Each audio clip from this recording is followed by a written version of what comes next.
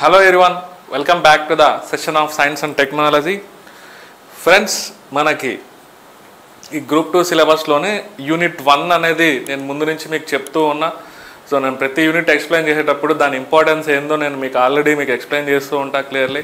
So already నేను ప్రతి యూనిట్లో మీకు ఇదే ఫార్మాట్లో దాని నుంచి ఎన్ని మార్క్స్ రావచ్చు, ఏ ఏరియాస్లో టచ్ చేసే దానికి స్కోప్ ఉంది, ఇదంతా నేను డిస్కస్ చేయడం జరుగుతుంది. ఎనీహో మనకి యూనిట్ 1లో మనకు చూస్తే మీ అందరికి తెలిసిన విషయమే, ఫస్ట్లో సైన్స్ అండ్ టెక్నాలజీ పాలసీస్ గురించి అడిగారు. Especially latest innovation science and technology innovation policy గురించి అడిగారు క్లియర్గా మనకు చూస్తే. అదేవిధంగా emerging areas of science and technology machines గురించి అడిగాడు. స్పేస్ టెక్నాలజీ గురించి, మనకి డిఫెన్స్ టెక్నాలజీ గురించి, ఇన్ఫర్మేషన్ కమ్యూనికేషన్ టెక్నాలజీ గురించి, అదేవిధంగా న్యూక్లియర్ టెక్నాలజీ గురించి క్లియర్గా మనకు మెన్షన్ చేసింది. ఎనీహౌ వాళ్ళు అడిగిన పాయింట్ ఆఫ్ వ్యూలోనే మనం చూసినట్లయితే ఇక్కడ చూడండి ఫ్రెండ్స్, క్లియర్లీ మనకి ఈ న్యూక్లియర్ టెక్నాలజీ అనేది ఉంది కదా, మనం ఆల్రెడీ ఎనర్జీ మేనేజ్మెంట్ అనేటువంటి టాపిక్ కిందకి నేను క్లియర్గా మీకు ఎక్స్ప్లెయిన్ చేయడం జరిగింది. ఓకే, సో న్యూక్లియర్ టెక్నాలజీ గురించి మీరు అబ్జర్వ్ చేస్తే, సో యాక్చువల్గా నేను మొత్తం మీద ఈ సిలబస్ని నేను ఎలా స్టార్ట్ చేస్తూ ఉంటా అంటే, జనరల్గా ఎనర్జీ మేనేజ్మెంట్ అనేటువంటి టాపిక్ని బేస్ చేసుకొని ఈ సిలబస్ని నేను స్టార్ట్ చేస్తున్నా బేసికల్గా. సో ఆల్రెడీ నేను యూనిట్ 2లో మీరు ఆల్రెడీ ఎవరైతే పర్చేస్ చేశారో యూనిట్ 2 వీడియోస్ అనేది నేను ఆల్రెడీ ఆల్మోస్ట్ ఒక 20 వీడియోస్ దాకా నేను ఇంక్లూడ్ చేస్తున్నా క్లియర్గా మనం చూస్తే. చూడండి, ఇందులో మనకి మన ఇండియాలో ప్రజెంట్ రీన్యూవబుల్ ఎనర్జీ రీసోర్సెస్ ఎలా ఉన్నాయి, నాన్ రీన్యూవబుల్ ఎనర్జీ రీసోర్సెస్ ఎలా ఉన్నాయి, సో వాటి ఇన్స్టాలేషన్ ఏ విధంగా ఉంది, ఈ డైమెన్షన్లో మనం చూసాం. సో కొత్తగా టెక్నాలజీ పరంగా కొత్తగా మన ఫ్యూచర్ని ఇన్ఫ్లుయెన్స్ చేసేటువంటి టెక్నాలజీస్ ఏంటి, అవన్నీ మనం డిస్కస్ చేసాం. గవర్నమెంట్ ఎలాంటి పాలసీస్ని ప్రోగ్రామ్స్ని తీసుకొని వచ్చింది, ఎస్పెషల్లీ శక్తి నిర్వహణ రంగానికి సంబంధించి. ఇదంతా ఎలా ఉండాలంటే టెక్నాలజికల్ ఓరియంటేషన్లో మనం చూడాలి. అట్ ది సేమ్ టైం ఇందులో మనకి ఎకనామిక్ డైమెన్షన్ కూడా కనిపిస్తుంది. ఓకే, ఈ టెక్నాలజీ వల్ల మన దేశానికి ఎలాంటి బెనిఫిట్స్ వస్తున్నాయి, సో మన దేశానికే కాదు, ఎన్విరాన్మెంటల్ పొల్యూషన్ని ప్రివెంట్ చేసే విధంగా కూడా ఇలాంటి టెక్నాలజీస్ అనేది ఏ విధంగా యూజ్ అవుతున్నాయి, ఎస్పెషల్లీ రీన్యూవబుల్ ఎనర్జీ రీసోర్సెస్. నేను ఆల్రెడీ మీకు చెప్పింటా, COP26 సమావేశం యొక్క ఇంపార్టెన్స్ మనం చూస్తే అందులో మన ప్రైమ్ మినిస్టర్ గారు చెప్పినటువంటి వర్డ్స్నే మనం ప్రైమ్ మినిస్టర్ పంచామృత్ స్ట్రాటజీ అంటున్నాం. అందులో మనకి 2030 నాటికి మనం చూస్తే 500 గిగావాట్ అనేటువంటి టార్గెట్ ఉంది, especially non Faasil fuel based energy అంటున్నాం, శిలాజేతర ఇంధన వ్యవస్థ నుంచి. దాన్ని బేస్ చేసుకొని మనం డిస్కషన్ కొనసాగించాం క్లియర్లీ. ఎనీహౌ దీని గురించి వదిలేయండి, మనం ఆల్రెడీ డిస్కస్ చేసాం. మీరు సెకండ్ యూనిట్ చూడండి క్లియర్గా దీని గురించి. ఎవరైతే అబ్జర్వ్ చేయలేదో ఈ యూనిట్ని ఒకసారి డీటెయిల్గా చూడండి. ఆ సెకండ్ యూనిట్లో భాగంగానే నేను ఆల్రెడీ మీకు న్యూక్లియర్ టెక్నాలజీ కూడా, ఆ సెకండ్ యూనిట్లో భాగంగానే మీకు క్లియర్గా నేను న్యూక్లియర్ టెక్నాలజీ అనేది కూడా మీకు ఎక్స్ప్లెయిన్ చేయడం జరిగింది. సో ఏంటది న్యూక్లియర్ టెక్నాలజీ క్లియర్గా ఇన్ డీటెయిల్గా. ఓకే, సో దీనికి సంబంధించి ఏ ఏ ఏరియాస్ని మనం టచ్ చేయొచ్చు, ఎక్కడి నుంచి ఏ విధంగా క్వశ్చన్స్ అనేది డిజైన్ చేసి దానికి స్కోప్ ఉంది, అదంతా నేను డిస్కస్ చేశాను టెక్నాలజికల్ పాయింట్ ఆఫ్ వ్యూలో. ఈ టెక్నాలజీ అనేది డెవలప్మెంట్ ప్రాసెస్లో మనకి పాలసీస్ అనేది కొంతవరకు హెల్ప్ చేస్తూ వచ్చాయి. సో దాని హిస్టరీని మనం చూస్తే 1958లో ఒక పాలసీ, 1983లో ఒక పాలసీ, 2003లో ఒక పాలసీ, 2013లో ఒక పాలసీ, మళ్ళీ లేటెస్ట్గా 2020లో ఒక డ్రాఫ్ట్ పాలసీ అనేది డిజైన్ చేశారు క్లియర్గా మనం చూస్తే. సో ఈ పాలసీస్ని ఎప్పుడైతే ఇంప్లిమెంటేషన్ చేస్తూ వచ్చారో ఆటోమేటికల్గా మన ఇండియాలో సైన్స్ అండ్ టెక్నాలజీ డెవలప్మెంట్ అనేది జరుగుతూ వచ్చింది. ప్రతి రంగంలో, ఒక డిఫెన్స్ రంగంలో తీసుకోండి, ఒక స్పేస్ రంగంలో తీసుకోండి, ఒక ఇన్ఫర్మేషన్ కమ్యూనికేషన్ టెక్నాలజీ, ఒక బయోటెక్నాలజీ, ప్రతి ఏరియాను కవర్ చేస్తూ వచ్చింది అనేది మనం అనుకోవాలి ఇండైరెక్ట్గా. సో అదంతా మనకి చివరిలో చదివితే కరెక్ట్గా ఉంటుంది అనేది నా ఒపీనియన్. ఓకే, అది ఉన్నా కూడా కోర్సులో నేను యూనిట్ వైజ్ యాడ్ చేస్తున్నా కాబట్టి నేనేం చెప్తున్నా అంటే చివరిలో చూసేదానికి ట్రై చేయండి అని చెప్తున్నా క్లియర్లీ. సరే, ఇక మనకి ఈ క్లాసెస్లో డిస్కషన్లో భాగంగా, ఈ సిరీస్లో భాగంగా అంటే ఈ యూనిట్లో మనం ఏం కవర్ చేయనున్నామంటే దీనికి సంబంధించి defence research and development organisation. వాళ్ళు ఏం అడగలేదు ఇక్కడ, ఇండైరెక్ట్గా ఏం అడుగుతున్నాడు అంటే ఇక్కడ చూడండి, ఇక్కడ వరకు చూడండి. ఇక్కడ నుంచి ఇక్కడ మనం అనుకుంటే డిఫెన్స్ టెక్నాలజీ అని రాసేసాడు. ఇక్కడ మనకి ఇదే కీవర్డ్ క్లియర్గా. డిఫెన్స్ టెక్నాలజీ, రక్షణ సాంకేతికలు అంటున్నాం ఇండైరెక్ట్, రక్షణ రంగానికి సంబంధించి. ఇది జనరల్గానే మనం జనరల్ స్టడీస్లోనే జనరల్గా సైన్స్ అండ్ టెక్నాలజీలో చదువుతూ ఉంటారు. కరెంట్ అఫైర్స్లో కూడా ఈ డిఫెన్స్ టెక్నాలజీకి సంబంధించి ఏదైనా ఎక్విప్మెంట్స్ కానీ, మిజైల్స్ కానీ, నేవీకి సంబంధించు ఎయిర్ ఫోర్స్కు సంబంధించు మనకు చూసినట్లయితే ప్రత్యేకంగా ఇండియన్ ఆర్మీకి సంబంధించు ఏదైనా అంశాలు ఏదైనా న్యూస్ పేపర్స్లో వస్తూ ఉంటే వాటిని గుర్తు పెట్టుకునే దానికి న్యాచురల్గానే మనం ట్రై చేయాలి. సో మనం దానికోసం మనకు కొంతవరకు ఓకే పిఐబిలో అవి కవర్ అవుతూ ఉంటాయి, ప్రెస్ ఇన్ఫర్మేషన్ బ్యూరోలో కూడా కరెంట్ అఫైర్స్ మనకి డిఆర్డిఓ వెబ్సైట్లో కూడా యాడ్ అవుతూ ఉంటాయి. ప్రత్యేకంగా మనం రోజు ఎలాగో మీరు ఓకే జనరల్గా మనకి గ్రూప్ 1 గ్రూప్ 2 సివిల్స్ ప్రిపేర్ అవుతున్నాం అంటేనే మనం నిద్ర లేచిన నుంచి న్యూస్ పేపర్స్ మనం ఫాలో అవుతూనే ఉంటాం. సో వాటిపైన ఎప్పుడన్నా డిఫెన్స్ రంగానికి సంబంధించి న్యూస్లో కనిపిస్తూ ఉంటే వాటిని ఒకసారి గుర్తుపెట్టుకునేదాన్ని ట్రై చేయాలి. ఓకే దాన్ని ఒక దగ్గర ఎంటర్ చేసుకోవడమో లేదా దాన్ని స్టోర్ చేసుకోవడమో డిజిటల్ ఫార్మాట్లో మనం చదువుతున్నట్లయితే సో ఆ ఆర్టికల్ చదివిన తర్వాత దాంట్లో ఓకే ఏదైనా ఒక మిసైల్ మనం టెస్ట్ చేసాం, ఆ మిసైల్ వచ్చినప్పుడు దాని స్పెసిఫికేషన్స్ ఏంటి, అది బ్యాలిస్టిక్ మిసైలా, అది క్రూయిజ్ మిసైలా, సో ఈ ఏరియాస్ ఎందుకోసం డెవలప్ చేశారు, దాని రేంజ్ ఏంటి, దాని పర్పస్ ఏంటి, అదంతా మనం అంటే దాని డెవలప్మెంట్లో ఎవరెవరు ఇన్వాల్వ్ అయ్యారు అదంతా మనం చూస్తూ ఉండాలి. అదంతా మనకు న్యూస్లోనే జనరల్గా మనకు వస్తూ ఉంటుంది. సో అది మనం రెగ్యులర్గా ఫాలో అయ్యేటువంటి ప్రాసెస్ జనరల్గా కరెంట్ అఫైర్స్ కోసం క్లియర్లీ. బట్ ఇక్కడ వీళ్ళు అడిగింది చూస్తే సిలబస్లో క్లియర్లీ చూడండి, ఇక్కడ మనకి వాళ్ళు ఇచ్చిన వర్డ్స్ మనకి ఓకే డిఫెన్స్ టెక్నాలజీకి సంబంధించి డిఆర్డిఓ స్ట్రక్చర్ దాని నిర్మాణం గురించి తెలుసుకోమన్నాడు, విజన్ దాని దృష్టి ఏ విధంగా ఉంది, ఓకే మిషన్ దాని యాక్టివిటీస్ అవి నిర్వహించినటువంటి ఇంపార్టెంట్ మిషన్స్ ఏ విధంగా ఉన్నాయి, అదేవిధంగా technologies developed by the DRDO. Okay మనకి జనరల్గా డిఫెన్స్ టెక్నాలజీ కోసం మన దేశంలో పనిచేసేటువంటి ఒక రీసెర్చ్ అండ్ డెవలప్మెంట్ ఆర్గనైజేషన్ ఏంటంటే డిఆర్డిఓ. ఇది అందరికీ మనకు తెలిసిందే. సో డిఆర్డిఓ ఇన్వాల్వ్మెంట్ ఎక్కడున్నా కూడా డైరెక్ట్గా ఉన్నా ఇండైరెక్ట్గా ఉన్నా ప్రతి దాన్ని మనం కొంతవరకు మనకి ఐడియా ఉండాలి. ఓకే ఎక్కడ ఉన్నా దాని ఇన్వాల్వ్మెంట్, ఎందుకంటే మనం చూడండి బేసికల్గానే డిఫెన్స్ సెక్టార్ అంటేనే మనకి క్లియర్గా చూడండి మనకి 3 ఏరియాస్.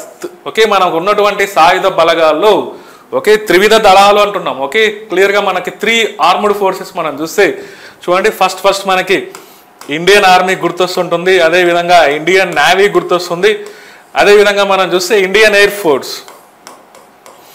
ఈ 3 రంగాలకు సంబంధించి ప్రధానంగా ఎక్కడ మనకి వాటిలో ఉన్నటువంటి కొత్తగా ఎక్విప్మెంట్స్ కానీ ఇన్స్ట్రుమెంట్స్ కానీ లేదా ఏదైనా ఆర్మ్స్ కానీ ఏదైనా మనకు కనిపించినట్లయితే అవన్నీ ఇండైరెక్ట్గా మనకి డిఆర్డిఓతోనూ లింక్ అయింటాయని మనం చెప్పుకోవచ్చు. అంటే డిఫెన్స్ సెక్టార్ సంబంధించి డైరెక్ట్గానో ఇండైరెక్ట్గానో ప్రతిదీ డిఆర్డిఓ ఇన్వాల్వ్మెంట్ అనేది ఉంటుంది. అందుకే డిఆర్డిఓ కింద దాదాపుగా 50+ ల్యాబొరేటరీస్ అనేది పనిచేస్తున్నాయి ఇండియాలో.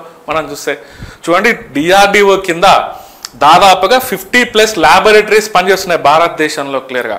అదేవిధంగా మనకి ఒక 41 ఆర్డినెన్స్ మేకింగ్ ఫ్యాక్టరీస్ అనేది ఉన్నాయి క్లియర్గా మనం చూస్తే. ఓకే ఒక 5 పబ్లిక్ సెక్టార్ ఎంటర్ప్రైజెస్ అనేది పనిచేస్తున్నాయి, పబ్లిక్ ప్రభుత్వ రంగ సంస్థలు. ఓకే 4 డిఫెన్స్ షిప్ యార్డ్స్ అనేది పనిచేస్తున్నాయి క్లియర్గా మనం చూస్తే.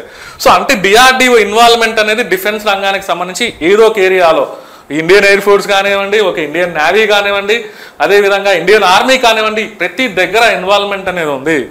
సో మీకు ఉండేది స్కోప్ అనేది ఇక్కడ చూస్తే దాదాపుగా ఇలానే అనుకోండి, నో ప్రాబ్లం 15 మార్క్సే అనుకోండి, వీళ్ళేమి ఇక్కడ వేయలేదు మనం అనుకోవాలి, ఎందుకంటే ఉండేది 5 యూనిట్లే కాబట్టి 5 యూనిట్ల నుంచి ఒక 15 మార్కులు మనం ఎక్స్పెక్ట్ చేయొచ్చని అనుకోవాలి బేసికల్గా.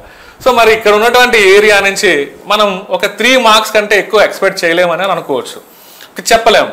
3 మార్క్స్ అడగొచ్చు, 1 మార్క్ అడగొచ్చు, లేదా 5 మార్కులు అడగొచ్చు క్లియర్గా. ఎనీహౌ యావరేజ్గా మనం చూస్తే ఇది మొత్తం కవర్ చేయాలి కాబట్టి యూనిట్ అంతా దీంట్లో ఒక చిన్న పార్ట్ కాబట్టి ఒక 3 మార్క్స్ కవర్ అయ్యేదానికి స్కోప్ ఉందని నేను అంటున్నా క్లియర్గా. సో ఆ 3 మార్క్స్ని ఉద్దేశించే మన డిస్కషన్ అనేది కొనసాగించాలి. అది మీరు మైండ్లో పెట్టుకోవాలి ఫ్రెండ్స్ క్లియర్గా. ఓకే సో ఇక్కడ చూడండి మనకి తర్వాత technologies developed by the DRDO, అంటే అవి అభివృద్ధి చేసినటువంటి టెక్నాలజీస్ని తెలుసుకోవడంతో పాటు ఫైనల్గా ఈ ప్రోగ్రామ్ గురించి చదవమన్నారు. Integrated guided missile development programme. Okay సమీకృత క్షిపణి అభివృద్ధి కార్యక్రమం అంటున్నాం క్లియర్గా మనం చూస్తే. ఎప్పుడో 1983లో డాక్టర్ ఏపీజే అబ్దుల్ కలాం గారి యొక్క కృషి వల్ల ఈ IG okay integrated guided missile development programme అనేది మన భారతదేశంలో కండక్ట్ చేశాం. సో దాని నుంచి మనకి ఆల్మోస్ట్ మనం surface to surface missiles develop చేసాం, ఉపరితలం నుంచి ఉపరితలం, సర్ఫేస్ టు ఎయిర్ మిసైల్స్, ఉపరితలం నుంచి గగనతలం వైపుకు మూవ్ అయ్యేటువంటి మిసైల్స్ డెవలప్ చేశాం.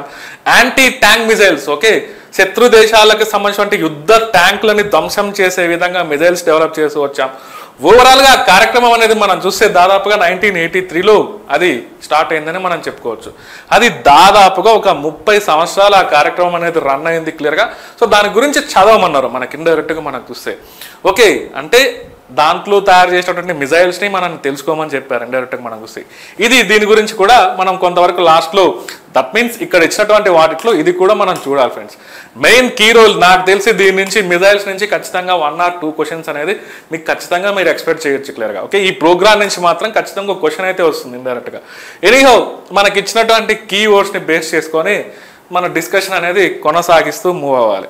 సో డిస్కషన్ కొనసాగించే ముందర ఒకసారి అసలు మన ఇండియా పరిస్థితి ఏంటి, డిఫెన్స్ రంగానికి సంబంధించి మన భారతదేశం అనేది ఏ విధంగా ఉంది, ఓకే మన భారతదేశంలో ప్రస్తుత సినారియో, ప్రస్తుత పరిస్థితులు ఏ విధంగా ఉన్నాయనేది ఒకసారి పరిశీలిస్తే ఫ్రెండ్స్ ఇక్కడ చూడండి మనకి. ఓకే, సో మనకి okay before moving in to the further subject ఇక్కడ నేను ఒకటి క్లియర్గా మీకు ఇండికేట్ చేశా.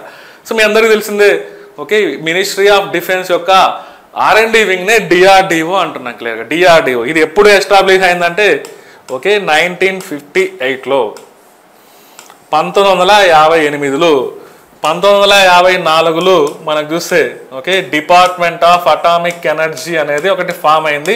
సో ఈ డిపార్ట్మెంట్ ఆఫ్ అటామిక్ ఎనర్జీ మనకు చూస్తే అది డైరెక్ట్గా ప్రైమ్ మినిస్టర్ ఆఫీస్ కింద పనిచేస్తుందని మనం చెప్పుకోవచ్చు, PM కింద పనిచేస్తుందని మనం చెప్పుకోవచ్చు. సో మనందరికి తెలిసిన విషయమే 1969లో మనకి ఇస్రో అనేది ఫామ్ అయింది. ఓకే 1972లో మన డిపార్ట్మెంట్ ఆఫ్ స్పేస్ అనేది ఫామ్ అయింది, డిపార్ట్మెంట్ ఆఫ్ స్పేస్ కమిషన్ ఇలాంటివన్నీ. సో ఇవన్నీ నేరుగా మనకు చూస్తే ఇవన్నీ ప్రైమ్ మినిస్టర్ ఆఫీస్ కింద పనిచేస్తాయని మనం చెప్పుకోవచ్చు క్లియర్గా. అంటే నేరుగా ప్రైమ్ మినిస్టర్ కంట్రోల్లో ఉన్నాయని మనం చెప్పుకోవచ్చు. బట్ ఇక్కడ DRDOకి సంబంధించి మనకి డిఫెన్స్ టెక్నాలజీకి సంబంధించి ఒక మినిస్ట్రీ అనేది మనకు పనిచేస్తుంది, రక్షణ ఓకే మంత్రిత్వ శాఖ అంటున్నాం డైరెక్ట్గా, మినిస్ట్రీ ఆఫ్ డిఫెన్స్. ఓకే దీని మెయిన్ మోటో లేదా దీని మెయిన్ మోటో అంటున్నాం, దీని ప్రధానంగా దీని మైండ్లో ఏముందనేది మనం ఆలోచిస్తే చూడండి ఇక్కడ ఒక వర్డ్ రాస్తుంది క్లియర్గా. సో బలస్య మూలం విజ్ఞానం అంటున్నారు. ఓకే ఇక్కడ సాంస్క్రిట్ వర్డ్లో మనకు చూస్తే బలస్య మూలం విజ్ఞానం. ఓకే ఖచ్చితంగా మన దేశం అనేది పవర్ఫుల్గా ఉండాలంటే సైన్స్ అనేది అవసరం, ఇది దాని మొట్టో అని మనం చెప్పుకోవచ్చు డైరెక్ట్గా. మనం దాని థీమ్ అని అనుకోండి క్లియర్గా మనం చూస్తే దాన్ని ఫాలో అయిపోతుంది. సో ఈరోజు చూడండి ఏ దేశమైనా పవర్ఫుల్గా ఉంది అంటే ఓకే టెక్నాలజికల్గా పవర్ఫుల్గా ఉంది అంటే మనకి ఫస్ట్ గుర్తొచ్చేది డిఫెన్స్ సెక్టర్ అనేది మనం గమనించాలి. ఈరోజు చూడండి ఈ మధ్య కాలంలో జరిగినటువంటి ఇష్యూనే మనం పరిశీలిస్తే ఇజ్రాయెల్ అనేటువంటి ఒక దేశం ఉంది. ఓకే చుట్టుపక్కల అంతమంది శత్రువులు ఉన్నా కూడా ఈ రోజు వరకు కూడా దేశాన్ని ఏం చేయలేకున్నారు, ఎందుకంటే వాళ్ళ దగ్గర ఉన్నటువంటి defence technology, advanced technologies. So వాళ్ళు పవర్ఫుల్గా ఉన్నారు. ఆ విధంగా రష్యా ఉంది చూడండి, రష్యా అనేది యుక్రెయిన్ ఆ విధంగా సర్వనాశనం చేస్తున్నప్పటికీ కూడా ఇన్ని దేశాలు యుక్రెయిన్కి సపోర్ట్ ఉన్నా కూడా కానీ రష్యా దోలికి వెళ్ళట్లేదు. బేసికల్గా డైరెక్ట్గా యుద్ధం అయితే ఎవరు చేయట్లేదు, ఎందుకంటే ఓకే న్యూక్లియర్ వెపన్స్ మనం న్యూక్లియర్ టెక్నాలజీలో మనం చూసింటాం. ఓకే న్యూక్లియర్ వెపన్స్ గురించి మనం చూస్తే ఈరోజు అత్యధికంగా న్యూక్లియర్ వార్ హెడ్స్ ఉన్నటువంటి దేశంలో రష్యా అనేది టాప్లో ఉంది. సో వాళ్ళని డిస్టర్బ్ చేస్తే వాళ్ళ దోలికి ఏదైనా కంట్రీ వెళ్తే మాత్రం ఖచ్చితంగా వాళ్ళు మూల్యం చెల్లించుకోవాల్సిన అవసరం ఉంది. సో డిఫెన్స్ టెక్నాలజీ అనేది అంత ఇంపార్టెంట్ రోల్ ప్లే చేస్తుంది మన దేశ రక్షణకి. మెయిన్ ప్రధానమైనటువంటి ఓకే బయట ఉన్నటువంటి శత్రువుల నుంచి మనం లోపల ఇంటర్నల్గా సేఫ్గా ఉన్నామంటే ఈ డిఫెన్స్ టెక్నాలజీ అనేది అవసరం. దానికోసం ప్రతిసారి బడ్జెట్లో ఎంతో కొంత డబ్బులు అనేది కొంత భారీ మొత్తంలోనే కేటాయిస్తూ ఉంటుంది క్లియర్గా మనం చూస్తే గవర్నమెంట్ ఆఫ్ ఇండియా, ఎందుకంటే మనకు అవసరం. మన చుట్టూ ఉన్నటువంటి శత్రు దేశాలు అనేది మీరు చూస్తే ఓకే ఇటు పక్క చూడండి చైనా ఉంది, అటు పక్క చూడండి పాకిస్తాన్ ఉంది. సో క్లియర్గా మరి వాళ్ళ నుంచి మనల్ని ప్రొటెక్ట్ చేసుకోవాలి. వాళ్ళకంటే పవర్ఫుల్గా ఉండాలంటే కొంతవరకు ఈ సెక్టార్కి ఎంత important okay strategically important sector అంటున్నాం, వ్యూహాత్మకంగా ముఖ్యమైనటువంటి రంగం అంటున్నాం ఇండైరెక్ట్గా. ఓకే దాన్ని దృష్టిలో పెట్టుకొని DRDO పనిచేస్తుంది. సో దాని మొట్టోనే అంటున్నాం ఇండైరెక్ట్గా బలస్య మూలం విజ్ఞానం అంటున్నాం క్లియర్గా. ఓకే ఇది ఎప్పుడు ఫామ్ అయిందంటే మనకి 1958లో ఫామ్ అయింది. అది ఫామ్ అయిన తర్వాత ప్రస్తుతానికి మన ఇండియాలో 50+ ల్యాబొరేటరీస్ అనేది పనిచేస్తున్నాయని చెప్పా, 41 ఆర్డినెన్స్ మేకింగ్ ఫ్యాక్టరీస్ అనేది ఉన్నాయని అంటున్నాం, ఒక 4 ఓకే షిప్ యార్డ్స్ పనిచేస్తున్నాయని మనం చెప్తున్నాం, అదేవిధంగా ఒక 5 పబ్లిక్ సెక్టార్ అండర్టేకింగ్స్ అనేది దాని కింద పనిచేస్తున్నాయని మనం చెప్పుకోవచ్చు. అంత పెద్ద ఆర్గనైజేషన్ మనం చెప్పుకోవచ్చు. కాకపోతే ఇది 1958 ఎస్టాబ్లిష్ అయ్యే ముందర దీని కిందకి క్లియర్గా ఇలా చూస్తే అప్పుడు ఇండియన్ ఆర్మీ కింద పనిచేసేటువంటి టెక్నికల్ డెవలప్మెంట్ ఎస్టాబ్లిష్మెంట్ అంటున్నాం. ఓకే ఇండియన్ ఆర్మీ కింద పనిచేసేటువంటి టెక్నికల్ డెవలప్మెంట్ ఎస్టాబ్లిష్మెంట్ అనేది ఒకటి, అదేవిధంగా డిఫెన్స్ సైన్స్ ఆర్గనైజేషన్తో సంబంధం ఉన్నటువంటి okay under defence science organisation అంటున్నాం. సో దీంట్లో మనకు చూస్తే చూడండి okay directorate of technical development production అంటున్నాం, DTTP. Okay directorate of technical development and okay directorate of technical development and production అంటున్నాం under okay defence science organisation. So దీని నుంచి క్లియర్గా ఈ రెండు ఎమాల్గమేట్ అంటే ఈ రెండు కలిపి క్లియర్గా ఈ రెండు మిక్స్ అయ్యి మనకి 1958లో డిఆర్డిఓ ఫామ్ అయ్యింది.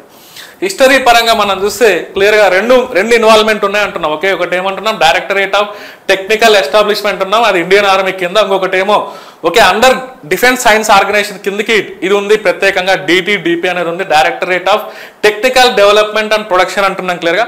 ఆ రెండు ఎమాల్గమేట్ దట్ మీన్స్ ఆ రెండు కలిసిపోయి 1958లో డిఫెన్స్ రీసెర్చ్ డెవలప్మెంట్ ఆర్గనైజేషన్ అనేది ఫామ్ అయింది అనేది మనం అర్థం చేసుకోవాలి ఫ్రెండ్స్ క్లియర్లీ. ఓకే దానికి సంబంధించిన ల్యాబొరేటరీస్ అనేది మొత్తం కంప్లీట్ అయినాక టెక్నాలజీ చివరిలో మనం చూడడం జరుగుతుంది. ఎనీహౌ ఇలా ఏర్పడింది అంటున్నాం.